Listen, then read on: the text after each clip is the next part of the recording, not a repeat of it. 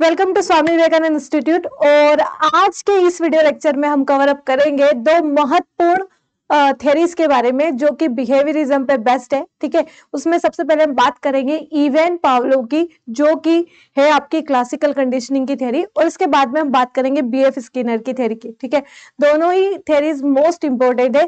बहुत सारी teaching exam में यहाँ से क्वेश्चन आते हैं, डेफिनेटली सीटेट में भी यहाँ से आपको क्वेश्चन देखने को मिल सकते हैं। ठीक है, तो आज की इस वीडियो लेक्चर को शुरू करने से पहले आप लोगों को पता होना चाहिए कि बिहेवियरिज्म क्या है, क्योंकि क्लासिकल कंडीशनिंग और ऑपरेंट कंडीशनिंग कहीं ना कहीं बिहेवियर को ही मॉडिफाई करती है। तो बिहेवियर को मॉडिफाई करके और कुछ ना कुछ लर्निंग की जाती है। बेसिकली ये दोनों इस पे बेस्ड है। तो सबसे पहले अगर हम बात करेंगे तो बात करते हैं बिहेवियरिज्म क्या होता है। बिहेवियरिज्म के बाद में चलेंगे इवेन पावलोव के पास में कि इवेन पावलोव क्या कहते हैं उनकी थ्योरी में, और उसके बाद में बात करेंगे ऑपरेंट कंडीशनिंग की, जो कि आपको बीएफ स्किनर ने दी है। तो चलते हैं आज के इस वीडियो लेक्चर में आगे शुरुआत करते हैं। सबसे पहले बात करते हैं बिहेवियरिज्म की। बेसिकली बिहेवियरिज्म क्या होता है? बिहेवियरिज्म जैसे कि हमने इससे पहले वाले वीडियो लेक्चर में कवर अप किया था जब हम थॉर्नडाइक को पढ़े थे। ठीक है, तो थॉर्नडाइक की थ्योरी में जब हमने पढ़ा था, ठीक है, कि किस तरीके से उन्होंने लॉज ऑफ लर्निंग दिए थे, प्राइमरी लॉज और सेकेंडरी लॉज। ठीक है, तो उसी में इन्होंने हमको बताया था कि बिहेवियर को मॉडिफाई किया जा सकता है किसके थ्रू, लॉ ऑफ इफेक्ट में हमने बात की थी। किसकी बात की थी? बिहेवियर को चेंज करने की, कि जब रिवॉर्ड प्लेजरेबल होता है तो चीजें क्या होती है, मतलब जो बिहेवियर है वो रिपीट होता है, और अगर रिवॉर्ड जो है वो प्लेजरेबल नहीं है तो बिहेवियर वापस से रिपीट होगा, इसके प्रोबेबिलिटी बहुत ज्यादा कम हो जाती है। ठीक है, तो अभी बात करते हैं किसके बारे में, बिहेवियरिज्म के। ये कल भी बात की थी, एक बार वो बता देते हैं। That human and animal behaviour can be explain in terms of conditioning without appeal to thought of feelings and the psychological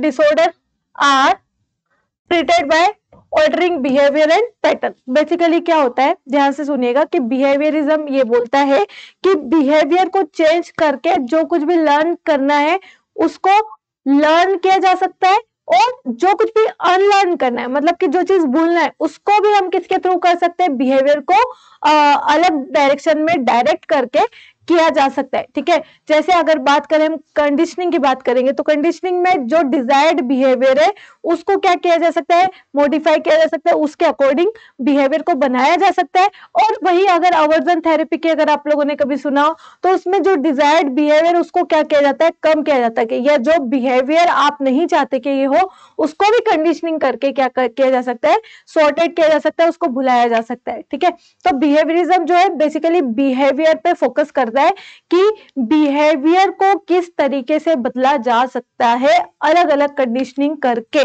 ठीक है, यहाँ पे आपकी थॉट, फीलिंग, साइकोलॉजिकल डिसऑर्डर ये सब साइड में हो जाते हैं। यहाँ पे टोटली किस पे फोकस किया जाता है, बिहेवियर के, बिहेवियर को किस तरीके से बदला जा सकता है। ठीक है, और बिहेवियर को बदल करके कुछ भी सीखा जा सकता है, और कोई कुछ भी चीज जो है वो अनलर्न की जा सकती है। ये बिहेवियरिज्म का कॉन्सेप्ट है। जब बात करते हैं आगे की साइड में इवन पावलोव, जो कि आज का आपका मेन कॉन्सेप्ट है, उसके बारे में बात करते हैं। तो इवेन पावलोव जो थे, बेसिकली ये कौन थे, ये है ना आपके even Petrovich Pavlov was a Russian and Soviet experimental. कहाँ के थे? बेसिकली ये रशिया के थे। ठीक है, तो रशिया के ये कौन थे, न्यूरोलॉजिस्ट थे और फिजियोलॉजिस्ट थे, मतलब कि मेनली तो डॉक्टर थे, फिजियोलॉजिस्ट थे, न्यूरोसर्जन थे। बट इन्होंने क्या किया था, क्लासिकल कंडीशनिंग की एक थ्योरी दी थी, जिसकी वजह से ये साइकोलॉजी में भी बहुत ज्यादा पढ़े जाते हैं, इनकी थ्योरीज को पढ़ा जाता है। ठीक है, तो इन्होंने डिस्कवरी ऑफ क्लासिकल कंडीशनिंग की थी through his experiment with dogs. तो इनका जो डॉग्स के साथ में क्लासिकल कंडीशनिंग का एक्सपेरिमेंट हुआ था वो बहुत ज्यादा इंपॉर्टेंट है, जिसके बारे में हम आज बात करेंगे। इवेन पावलोव रशिया के थे और इन्होंने डॉग्स के ऊपर अपनी जो एक्सपेरिमेंट था क्लासिकल कंडीशनिंग का वो किया था। डन, चलते आगे की तरफ।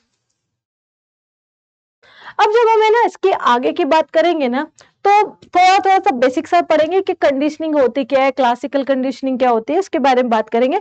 सबसे पहले अगर मैं आपको कंडीशनिंग वर्ड का, अच्छा इसको हिंदी में बोलते हैं इवेन पावलोव की शास्त्रीय अनुबंध का नियम। ठीक है, कौन सा अनुबंध का नियम? शास्त्रीय अनुबंध का नियम बोलते हैं इसको हिंदी में।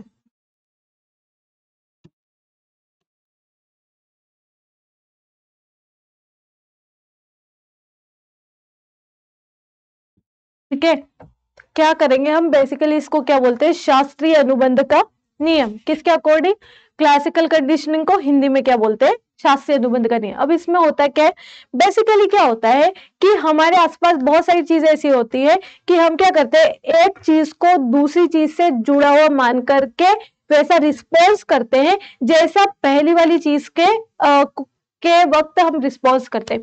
कैसे, फॉर एग्जाम्पल लेट्स सपोज कि जब आप कभी बेल सुनते, स्कूल में बच्चे जैसे बेल की आवाज सुनते हैं तो तुरंत अपने बैग की तरफ भागते हैं, फूड निकाल लेते हैं, ठीक है, खाना निकाल लेते हैं, लंच निकाल लेते हैं, ठीक है। तो जैसे ही घंटी की आवाज आएगी तो जो बेल की आवाज है वो किससे एसोसिएट हो गई, किससे जुड़ गई, आपकी किससे जुड़ गई, आपकी फूड से। आपको पता है बेल मतलब फूड, ठीक है, बच्चे क्या समझ जाते हैं, बेल मतलब फूड, मतलब बेल को किसने कॉम्प्लीमेंट कर दिया, फूड ने।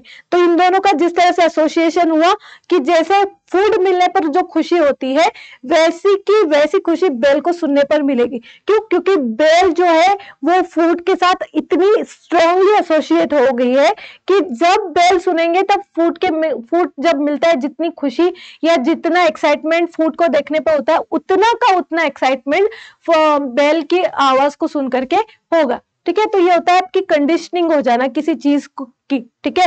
कि कंडीशनिंग होने में थोड़ा टाइम लगता है, रिपीटेडली बार बार क्या होता है, चीजों का एक्सपोजर होता है और फिर धीरे धीरे आपकी कंडीशनिंग क्या होती है, मतलब एक ऑब्जेक्ट का या एक स्टिमुलाई जो है वो दूसरे स्टिमुलाई को क्या कर लेता है, रिप्लेस कर लेता है या एसोसिएट हो जाता है कि एक एक के साथ में जैसा रिस्पॉन्स आएगा वैसा का हिस्सा रिस्पॉन्स दूसरे के साथ में। जैसे फूड को देखने के बाद में एक्साइटमेंट जो होता है वही के वही एक्साइटमेंट बेल की आवाज सुनकर को होगा, ठीक है। तो इसको बोलते हैं आपका एसोसिएशन या कंडीशनिंग।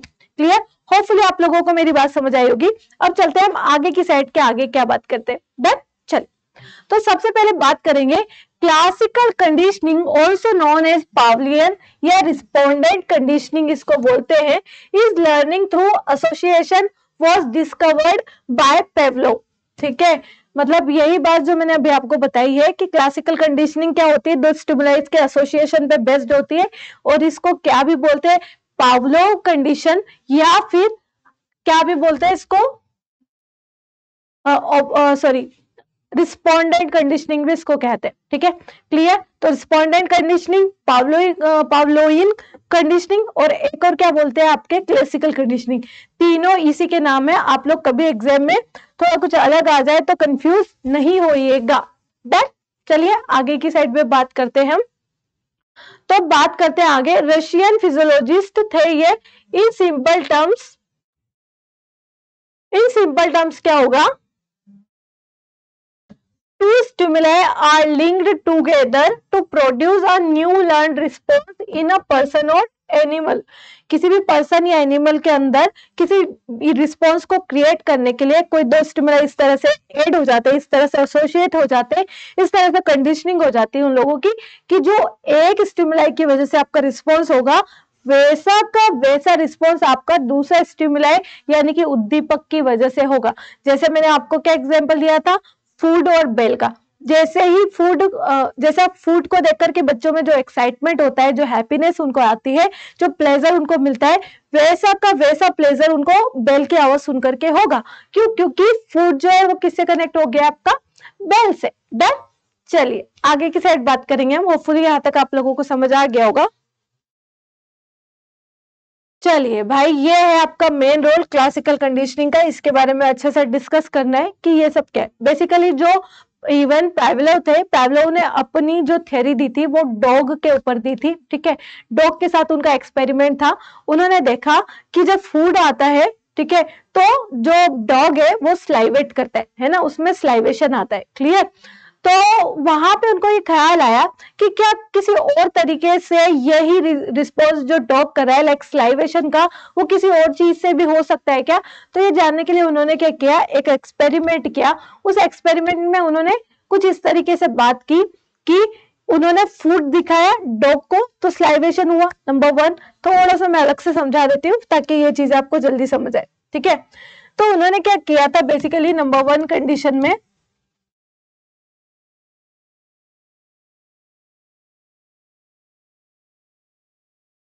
चलिए नंबर 1 कंडीशन में बेसिकली उन्होंने क्या किया था, उन्होंने देखो डॉग को क्या दिखाया, फूड, ठीक है। जब डॉग को फूड दिखता है तो डॉग क्या करता है, स्लाइवेशन करता है, मतलब डॉग के मुंह में लार आती है, ठीक है। अब ये क्या चीज है भाई, ये एक नॉर्मल सा रिस्पॉन्स है, ठीक है। जब फूड देखेगा तो स्लाइवेशन होना, इट्स नॉर्मल रिस्पॉन्स, ठीक है, नेचुरल रिस्पॉन्स। तो स्टार्टिंग में क्या होता है, फूड जो है वो आपका क्या हो गया, एक तरह से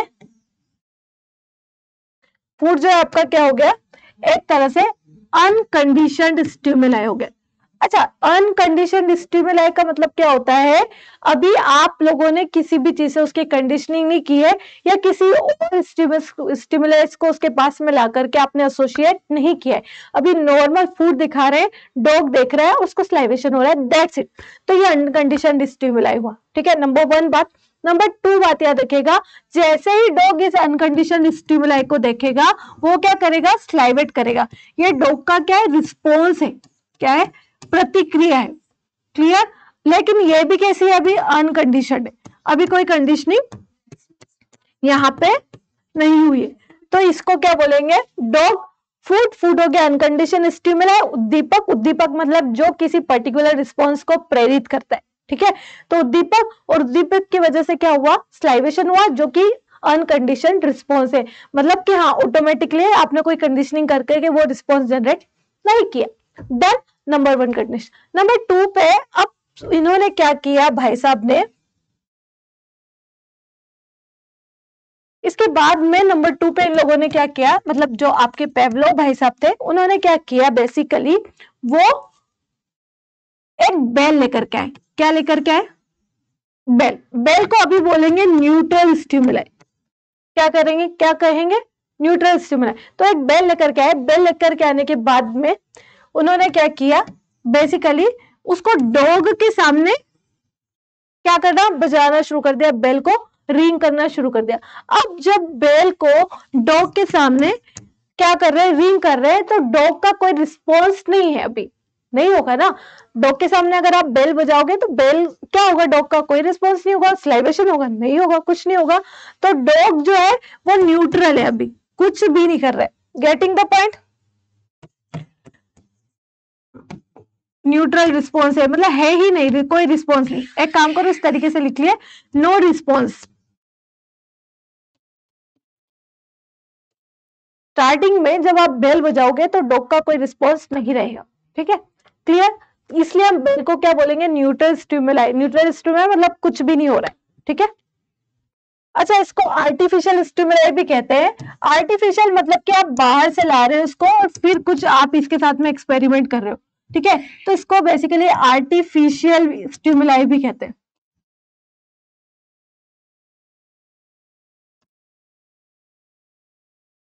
आर्टिफिशियल स्टिमुलाई, क्या आप लोगों को यहाँ तक बात समझ। नंबर 1 सबसे पहले अनकंडीशनल फूड को किसके सामने गए, डॉग के सामने। फूड को देखा, डॉग ने स्लाइवेशन किया, ये अनकंडीशन रिस्पॉन्स और अनकंडीशन स्टिमुलाई, ठीक है। देन दूसरा, जब हम क्या लेकर के आए, बेल बजाई, डॉग ने कोई रिस्पॉन्स नहीं दिया, दूसरी कंडीशन। नंबर 3 कंडीशनिंग के जब हम बात करेंगे तो नंबर 3 पे क्या होता है, आप लोग याद रखेगा।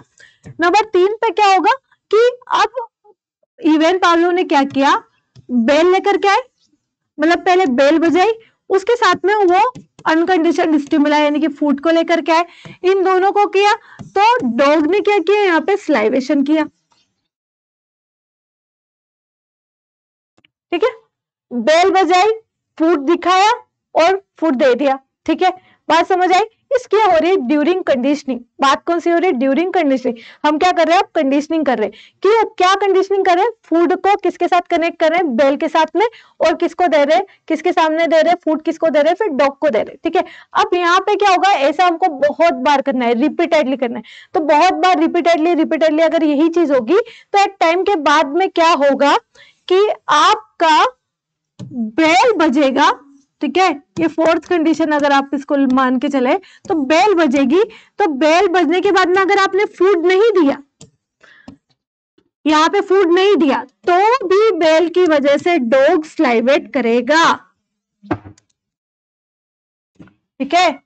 तो भी डॉग क्या करेगा, स्लाइड। जैसे ही बेल बजेगी, अब डॉग की कंडीशनिंग हो गई, डॉग को पता है बेल बजती है फूड आता है, तो बेल के बजते ही वो स्लाइवेट करना शुरू कर देगा, चाहे आप उसको फूड दो या ना दो। बात समझ आई? तो यहाँ पे बोलेंगे कि बेल के साथ डॉग की कंडीशनिंग हो गई है कि जब भी बेल बजती है डॉग क्या करता है, स्लाइवेट करता है। ठीक है, तो ये हो गई आपकी कंडीशनिंग। आफ्टर कंडीशनिंग यही चीज होती है कि बेल की आवाज सुनते ही डॉग स्लाइवेट करना शुरू कर देगा। तो that's it for this things. ठीक है, होपफुली आप लोगों को समझ आया होगा। ये आफ्टर कंडीशनिंग की बात हो रही है। कब की बात है ये? After conditioning. डन। चलिए, अब जब हम आगे की साइड बात करेंगे आपसे,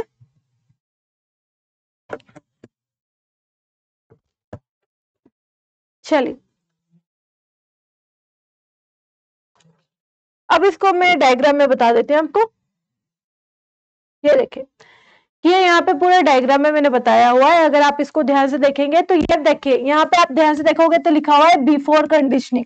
ठीक है, ये दे रखा है यहाँ पे बिफोर कंडीशनिंग, मतलब कंडीशनिंग से पहले। ठीक है, ये दूसरे नंबर पे भी पहले कंडीशनिंग अभी की नहीं है, बिफोर कंडीशनिंग। ठीक है, नंबर 3 पे हमने बात की ड्यूरिंग कंडीशनिंग, और नंबर 4 पे हमने बात की आफ्टर कंडीशनिंग। अब देखते हैं पहले क्या होता है। ठीक है, पहले क्या होगा कि बिफोर कंडीशनिंग, ये देखिए आप, फूड है यहाँ पे, फूड, और डॉग ने क्या करा, स्लाइवेशन किया। ठीक है, डॉग ने क्या किया, स्लाइवेशन किया। अब जब डॉग स्लाइवेट कर रहा है फूड को देखे तो ये नेचुरल रिस्पॉन्स है।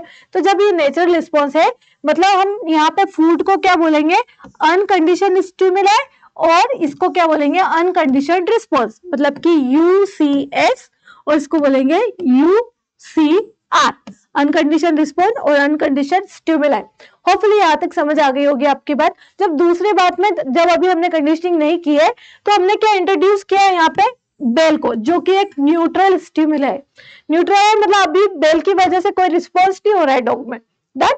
चलिए, तो यहाँ पे ये न्यूट्रल स्टिमुल है, और यहाँ पे आप देखना बेल बज रही है तो डॉग नो स्लाइवेशन हो रहा है, कोई स्लाइवेट नहीं कर रहा है। ठीक है, यहाँ पे क्या हो रहा है, नो कंडीशन रिस्पॉन्स, यहाँ पे कोई रिस्पॉन्स आ ही नहीं रहा है। ठीक है, बात समझ आई? नंबर 3 पे जब हम लोग बात करेंगे तो आप लोगों को ध्यान रखना है कि हम लोगों की क्या बात होगी। ये देखिए, ड्यूरिंग द कंडीशनिंग क्या हो गया, हमने क्या करा, बेल बजाई, बेल के बाद में क्या लेके आए, फूड, और फिर रिस्पॉन्स क्या हो रहा है, क्या हो रहा है, स्लाइवेट कर रहा है, डॉग का स्लाइवेशन बन रहा है। ठीक है, ऐसा कितनी बार करना है, मल्टीपल टाइम्स करना है। तो जब आप मल्टीपल टाइम्स करेंगे तो आगे की बात करते हैं हम कि क्या होगा आफ्टर कंडीशनिंग। आफ्टर कंडीशनिंग क्या होगा कि जैसे ही बेल बजेगी, यहाँ पे चाहे फूड अवेलेबल हो या ना हो, तो भी डॉग क्या करेगा, स्लाइवेट करेगा, मतलब उसके मुंह में लार आ जाएगी घंटी सुनते ही, बेल की आवाज सुनते ही डॉग क्या करेगा, स्लाइवेट करेगा। तो बेसिकली ये है आपका पूरा का पूरा क्लासिकल कंडीशनिंग। देन होपफुली यहाँ तक आप लोगों को मेरी बात अच्छे से समझ आ गई होगी। चलते हैं आगे की साइड में। ये देखिए, ये सब मैंने आपको समझा दिया। ठीक है, अब है ना, बात करते हैं जब कंडीशनिंग प्रोसेस की बात होती है। अच्छा, क्लासिकल कंडीशनिंग से बहुत सारी थेरेपीज निकली हुई है, जिससे अलग अलग बिहेवियर को मॉडिफाई किया जा सकता है। डिजायर्ड बिहेवियर को क्या किया जा सकता है, कंटिन्यू किया जा सकता है, और जो अनडिजायर्ड बिहेवियर उसको रोका भी जा सकता है कंडीशन के थ्रू। इसके आगे की बात जो की थी ना, इवन पावलोव को बेस बनाकर। अच्छा, इवन पावलोव को उनकी इस चीज के लिए नोबेल प्राइज मिला था 1904 में, 1904 में उनको नोबेल प्राइज मिला था, उनकी क्लासिकल कंडीशनिंग की थ्योरी की वजह से। क्लियर? चलिए आगे की साइड बात करेंगे हम। ये आता नहीं है एग्जाम में, बस जस्ट ऐसे आपके नॉलेज के लिए बता दी है बात, तो आप लोगों को याद रखनी है। ठीक है, चलिए अब जब हम आगे की साइड बात करेंगे तो एक चीज और आप लोगों को याद रखनी है, वो ये कि जो इवन पावलोव है, उन्हीं की थ्योरी को बेस बना करके वॉटसन ने अपनी एक थ्योरी दी थी। इसलिए याद रखिएगा, बिहेवियरिज्म का जो फादर है वो वॉटसन को माना जाता है।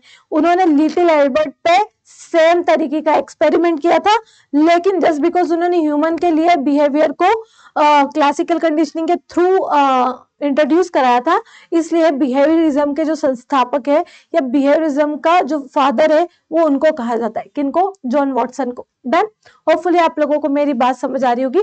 चलते आगे की तरफ, कंडीशनिंग प्रोसेस की हम बात करेंगे। ठीक है, कि कंडीशनिंग प्रोसेस में क्या होता है।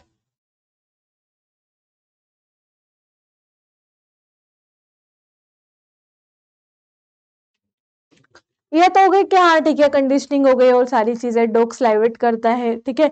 3 स्थिति बताई मैंने, बिफोर कंडीशनिंग, ड्यूरिंग कंडीशनिंग और आफ्टर कंडीशनिंग, ठीक है। बिफोर कंडीशनिंग फूड देख के स्लाइवेशन, और ड्यूरिंग कंडीशनिंग हमने एक बेल को फूड के साथ इंट्रोड्यूस करा है और फिर स्लाइवेशन हो रहा है, और जब कंडीशनिंग हो गई तो बेल की वॉइस सुनकर के भी डॉग क्या कर रहा है, स्लाइवेट कर रहा है। ये हो गई पूरी कंडीशनिंग। अब बात करते हैं आपकी क्या, आपकी बात करते हैं कंडीशनिंग प्रोसेस में कुछ इंपॉर्टेंट स्टेप्स होते हैं जो हमको पता होना चाहिए। Acquisition, extinction, spontaneous recovery, generalisation और डिस्क्रिमिनेशन। बेसिकली ये सारी चीजें होती क्या इसके बारे में देखेंगे। Pavlov and his associates identified 5 major conditioning process. उन्होंने कितनी मेजर कंडीशनिंग प्रोसेस निकाली है, 5। Getting the point. अब एक एक करके आपको सब समझना है कि होती क्या है, ठीक है। चलिए,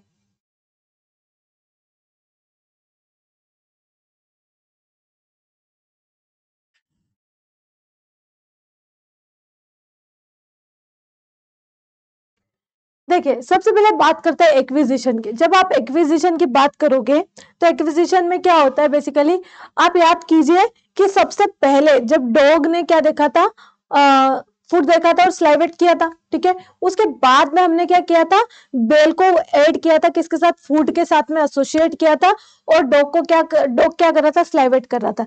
लेकिन एक टाइम ऐसा आया जब आपने क्या करा, जस्ट फूड को हटा लिया और डॉग ने बेल की वॉइस सुनी और स्लाइवेशन कर दिया।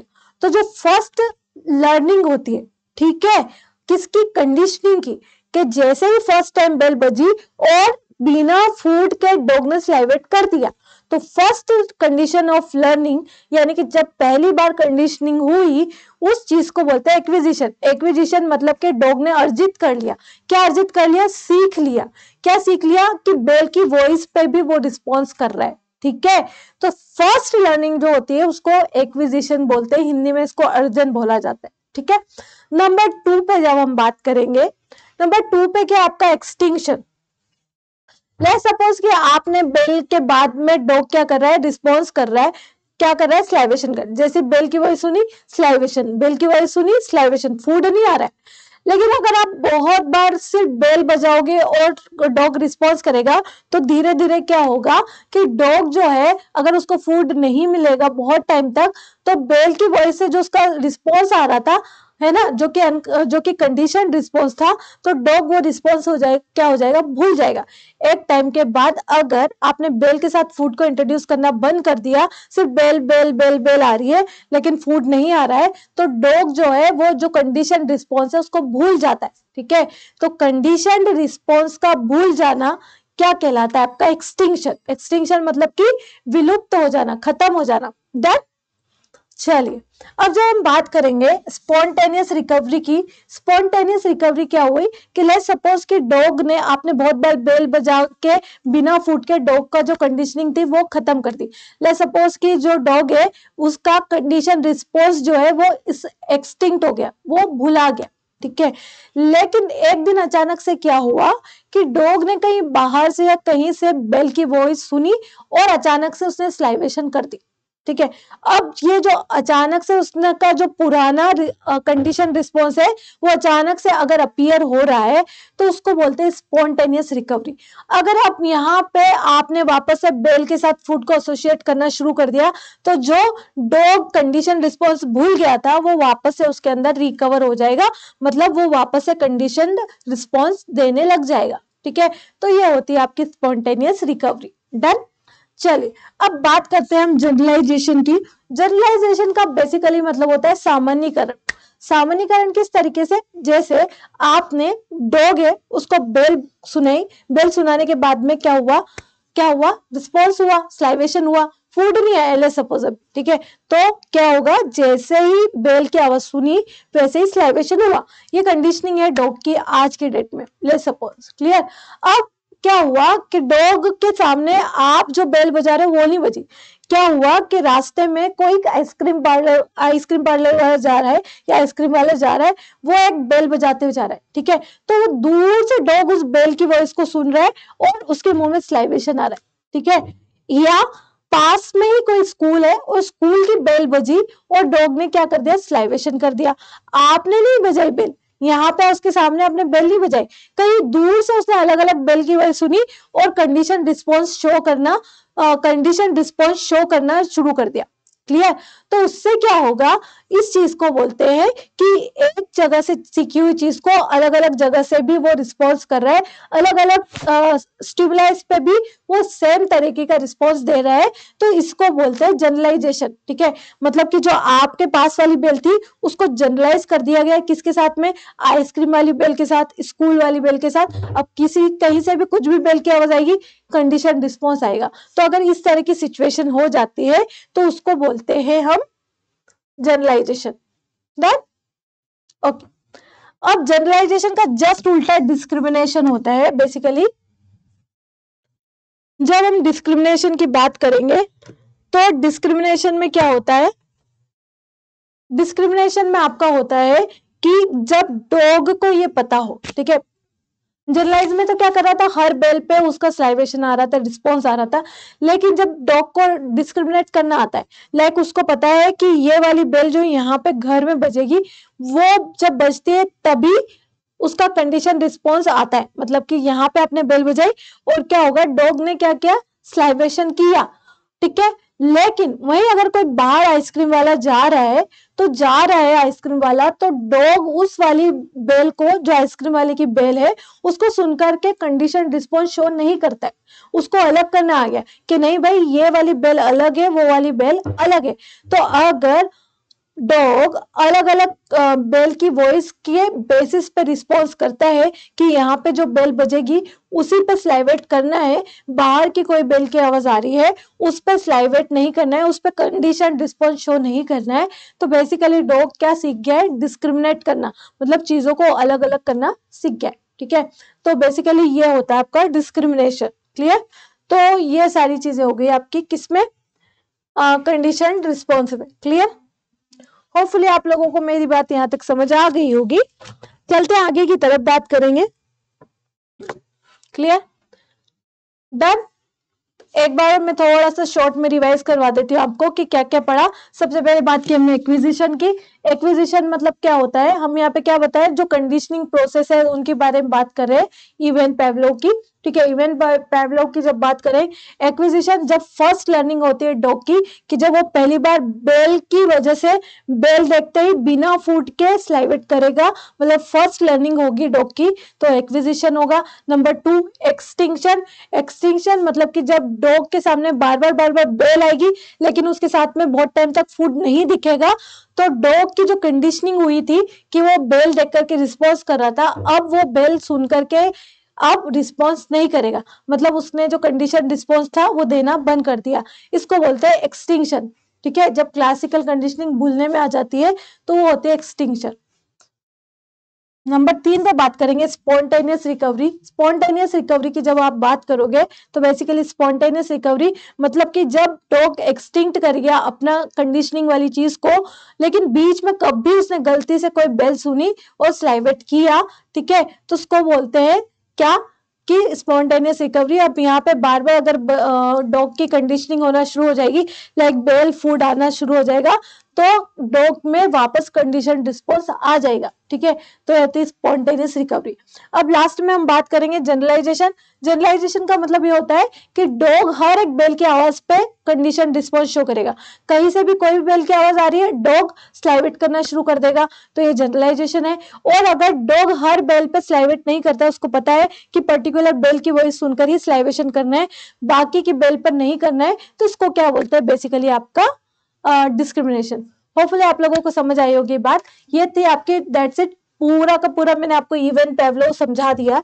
ठीक है, इसके बाहर और कोई क्वेश्चन आपको एग्जाम में देखने को नहीं मिलेगा, तो आप लोगों को याद रखना है, एक और बात याद रखना है कि इवेन पेवलोव की जो क्लासिकल कंडीशनिंग है उसको ऑपरेंट कंडीशनिंग, सॉरी, इवेन पेवलोव की जो क्लासिकल कंडीशनिंग है उसको रिस्पोंडेंट कंडीशनिंग भी बोलते हैं, इसके अलावा उसको पेवलोव कंडीशनिंग भी बोलते हैं। एक और चीज याद रखिएगा कि ये कौन सी पे बेस्ड है, रिस्पॉन्स नहीं, इतना बहुत है, ये एसआर थ्योरी, एसआर लर्निंग पे बेस्ड है, मतलब स्टिमुलाई और रिस्पॉन्स होगा और चीजें डन हो जाएगी। डन?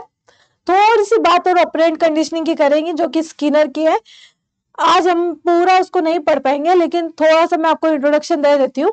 ये आपके कल का जो वीडियो लेक्चर है वहां पे हम इसको जरूर कवर अप करेंगे, ठीक है। तो सबसे पहले याद रखिएगा, ये है आपके कौन भाई साहब, ये हमारे स्किनर भाई साहब, ठीक है। कौन है ये?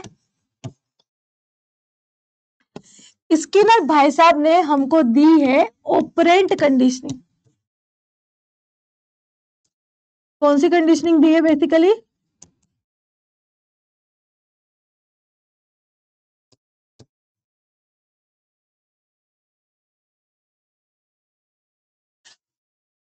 ऑपरेंट कंडीशनिंग की जो डेफिनेशन है आपको किसने दी है?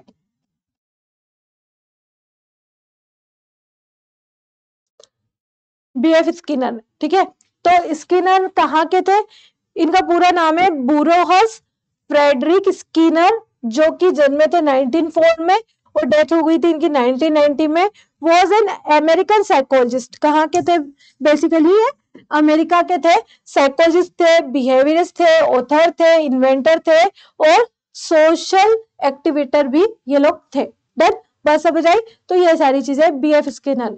अब बीएफ स्किनर ने जो इनकी थ्योरी दी थी वो किस पे दी थी? ऑपरेंट कंडीशनिंग पे दी थी, ठीक है।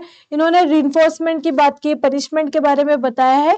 तो वो सारी चीजें जो है वो हम नेक्स्ट वीडियो लेक्चर में कवर अप करेंगे। होपफुली आपको आज की क्लास समझ आई होगी। तो आगे की क्लास में हम ऑपरेंट कंडीशनिंग, इसके साथ में कॉलर की जो इंसाइटफुल लर्निंग है उसको भी डेफिनेटली देखेंगे। और इसके साथ में आज आपका ये वीडियो लेक्चर खत्म होता है। इसके आगे के लिए हम कल के वीडियो लेक्चर में चीजों को समझेंगे, ठीक है। टिल देन आप बने रहिएगा, चीजों को सीखने की, समझने की कोशिश कीजिएगा। आपको बहुत जल्दी जो आने वाली एग्जाम है 21 जनवरी 2023 को जो आपका एग्जाम आने वाला है, उसके लिए यहाँ पे मैं पीवाईक्यूज प्रैक्टिस टॉपिक वाइज करवाती रहूंगी। तो आप जुड़े रहिएगा चैनल के साथ में। Definitely it helps you a lot and thank you so much for watching. Keep learning.